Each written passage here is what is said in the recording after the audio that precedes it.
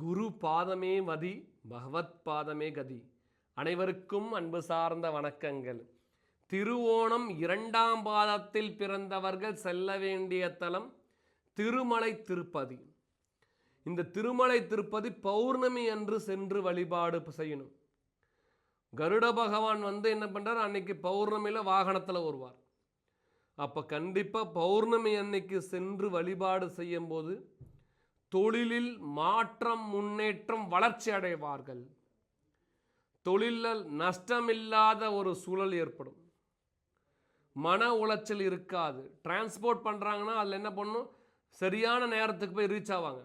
அப்போது திருப்பதி பெருமாள் வழிபாடு செய்யணும். திருப்பதி செல்லும்போது முதல்ல வராக பெருமான தரிசனம் பண்ணணும். அப்புறம் பார்த்தீங்கன்னா ஸ்ரீனிவாசரை தரிசனம் பண்ணணும். அப்போ திருப்பதி போகும்போது நீங்கள் ஒரு திருப்பத்தோடு வீட்டுக்கு வர முடியும்.